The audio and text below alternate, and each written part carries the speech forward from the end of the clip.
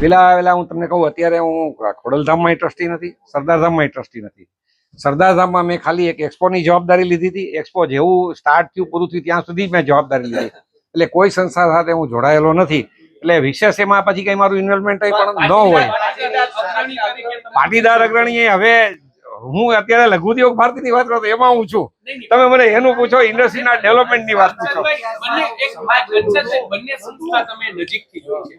નજીકથી જોઈ એટલે બંને સંસ્થાના જે અગ્રણીઓ છે એની સાથે તમારા સારા સંબંધ છે. આ ઘટનાને કઈ રીતે તમે જોઈ રહ્યા છો? જો તમે બે સંસ્થાનું નામ આવી રહ્યું છે એને કઈ રીતે? બે સંસ્થાનું ડેવલપમેન્ટ મેં જોયું છે.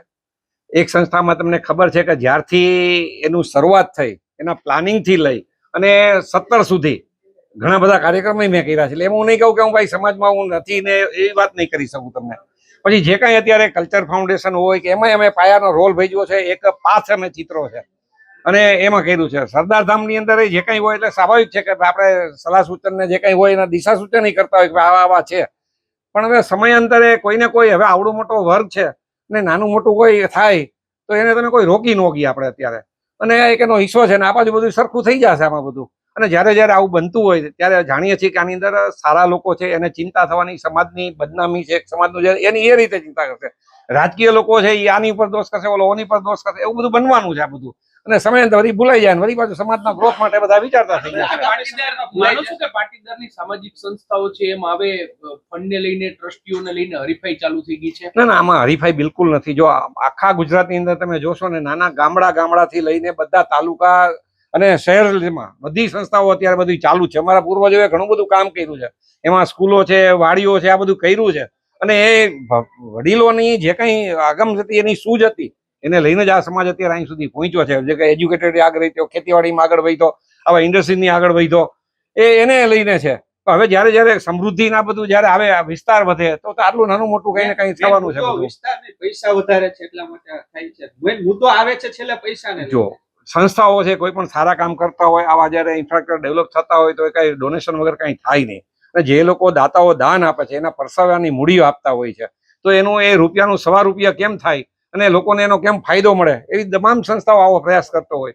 તમે જોશો કે અમારા દરેક જિલ્લાની અંદર મોટી મોટી હોસ્પિટલો ચાલે છે, મોટી મોટી સ્કૂલ કોલેજો ચાલે છે અને નિર્વિવાદ ચાલે છે બધા. એવું નથી કે એમાં કઈ અંદર કોઈ હરીફાઈ છે કે એવું નથી કઈ.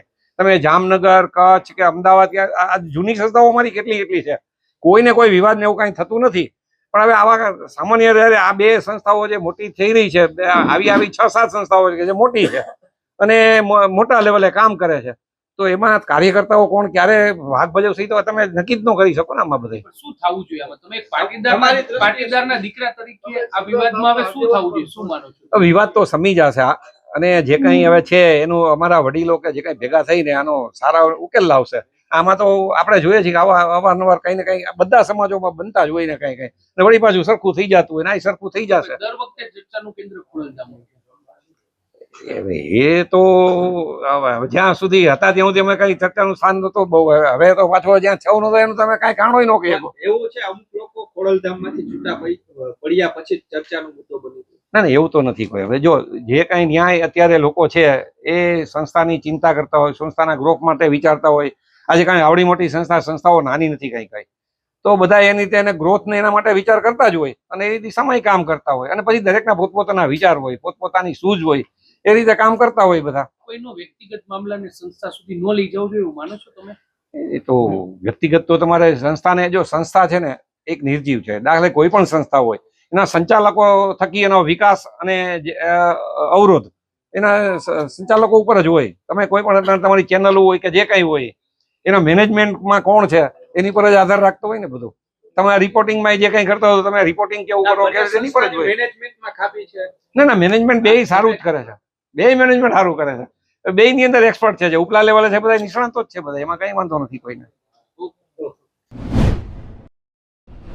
મને ગળામાં ઇન્ફેક્શન છે, જે મૂકો માર્યો હતો ને ગળામાં, એટલે એમાં અને નાકમાં ઇન્જરી છે, એટલે નાકમાં લોહી આવે છે અને માથાની ઈજાના કારણે મને ચક્કરનું તકલીફ વધારે રહે છે.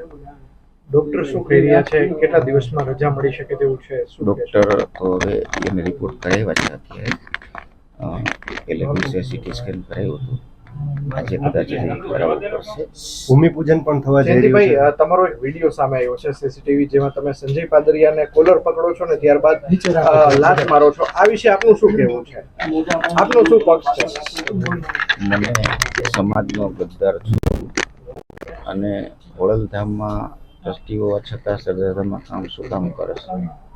અને જે ખોડલધામમાંથી સરદારધામમાં જાય છે એ સમાજના બધા ગદ્દારો છે એવું મને કીધું. એટલે મેં એને એવું કીધું કે ભાઈ બે સંસ્થા પાટીદારની છે, બે અલગ અલગ રીતે કામ કરે છે અને બેયમાં કામ કરવાથી આપણને વાંધો શું છે?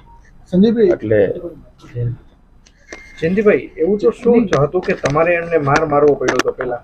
એની પાછળનું કારણ શું છે? માર મેં એને નથી માર્યો, મને એને હાથું ગામ્યું એટલે મેં એને દૂર કરવા માટે. ભાઈ જે દ્રશ્યો સામે આવ્યા છે સીસીટીવી એમાં વેપન જોવા મળતું નથી અને જે તે સમયે તમારા શરીર ઉપર લોહી પણ જોવા મળતું નથી. આખી હકીકત શું છે? મારા શરીર ઉપર તો મારા કપડાનું બધું નીકળતું હતું, લોહી નીકળ્યું તો ક્યાંથી થતું હશે, ક્યાંથી આવી ગયું? સીસીટીવી પછી લાગ્યું હતું કે ત્યાં સ્થળ ઉપર લાગી સીસીટીવીમાં કે હથિયાર જોવા નથી મળી રહી. ઘર ઉપર જ લાગ્યું હતું. મારી ગાડીમાંથી જે મને રોકી ગાડી અને પાછળ જે આવીને સીધે મારી પર પ્રહાર કર્યો એ નેપામાંથી હાથ કાઢીને સીધો જ પ્રહાર કર્યો. તો સીસીટીવી બનાવટી હશે? સીસીટીવી થોડા બનાવટી હોય. વેપન જોવા નથી મળતું એટલા માટે એમ ધારું હતું ને મને દેખાણું એવું મેં લખાયું છે. જયંતિભાઈ, ખોડલધામ અને સરદારધામ બંને એવું કહી રહ્યા છે કે આ બંનેનો વ્યક્તિગત મામલો છે, બેમાંથી એક પણ સંસ્થા આની સાથે લેવા દેવા નથી. આ નિવેદનને લઈને તમે શું કહેશો? બંનેના નિવેદન આવ્યા છે. જે નિવેદન દે છે એ એનો મત છે. મને એણે સરદારના વિશે ખરાબ બોલ્યો અને એણે કીધું કે સમાજના ગદ્દાર છો તમે.